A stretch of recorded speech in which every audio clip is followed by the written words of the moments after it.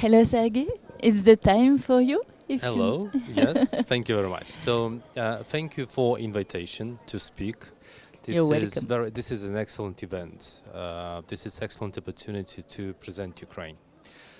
I represent UkraineInvest. UkraineInvest is the governmental office that attracts and supports investments into Ukraine. Okay. And agriculture is one of the priorities for us because Ukraine is agricultural country. Ukraine is a 40 million people country that feeds 150 million people worldwide. This is a great number and great achievement, but we can do much more. And that's why Ukraine is doing a lot in terms of development of its regulatory policy, because we need to be attractive. We understand that during pandemic, more than 170 countries worldwide, they were faced with negative GDP growth, and everyone is competitive now. And Ukraine has to achieve some good results here. So what we did, we have launched our gradual reform of land market, and now Ukrainians can buy land, agricultural land in Ukraine, and we hope that from 2024 foreign nationals will be able to buy as well. So it's not many years left, so it should be important for our French partners as well. Also, we have our great presidential initiative, law on support for investment projects with significant investment. So Ukraine now can offer up to 30% of state support for investment projects.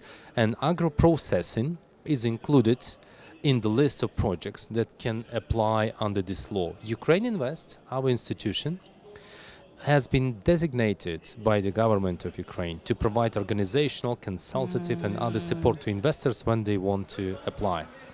Also in Ukraine, we have passed a new law recently on the 7th of September on industrial parks, and now we will have big and solid incentives for residents of industrial parks. This is very important for SMEs specifically.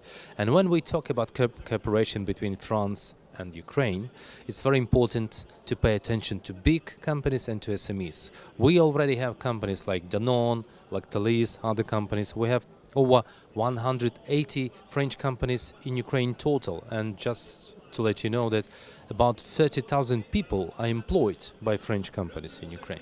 But we also need to think about SMEs, and specifically French SMEs. They can benefit greatly from cooperating with Ukraine, and we will be happy to support them. So the law on state support that provides 30% for projects 20 million euros plus, and then we can have support in industrial parks for smaller projects. So Ukraine is working hard to be attractive, and we are. And also I would pay stronger attention for latest developments in nearshoring concept, because we have seen that during 2020, logistical and supply chains, they were changing. And now we can see that even shipment from Asia costs more, 10 times, 15 times more. So Ukraine is again on the radar of French, European companies and other companies within the region, within 3,000 kilometers from Ukraine. And we are very much interested to cooperate with France and your companies and do joint products, do joint technologies, and help the world in terms of food security and stability of economic. And what represents big for you? What represents this day, big? Yes, and we represent here in Peak, we represent UkraineInvest.